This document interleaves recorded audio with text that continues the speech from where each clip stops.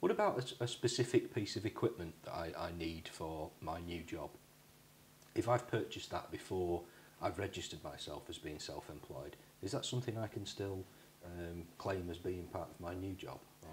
Very much so. So you're probably going to have to go back and look through what you've bought recently on the basis that you're setting up in business. So the type of things that you might have got, tell me if I'm wrong here, but you might have purchased a laptop, there might have been a printer. Setting up in business, sometimes you're working from home because you've got no other alternative. You need a good workstation. So if you have purchased those with a view to you setting up in business, keep the receipts, and it's one to certainly look at with your accountant when you're preparing the first set of accounts. The sort of stuff that you've been talking about, to use accountancy speak, is called pre-trading expenditure. And if you think about it, virtually every business when they set up incurs costs before they actually start to trade. And if you run to some big businesses, sometimes that cost line can run for several years. So Rob, if you're going to go down this self-employed sole trader route, you'll need to register with the Inland Revenue within 3 months of receiving your first income. You'll need to get on top of that paperwork. So a file, a system, dividers.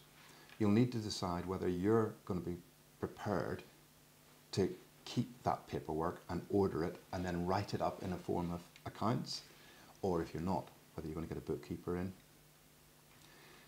After that, the additional layer is whether or not you're going to get an accountant on board to help with the accounts and the tax return. The accountant is going to help make sure that you're claiming what you're supposed to be claiming. For instance, you talked about the pre-trading expenditure. It would have been a real shame if you'd simply left those invoices in a cupboard and never claimed it. And sometimes that can amount to several £1,000s. The accountant will also check that you're not claiming what you shouldn't be claiming, because you don't want downstream to get into problems with the Inland Revenue. And at the end of the day, after having met, and the other sort of summary point would be, always speak to a couple of accountants before you make that decision.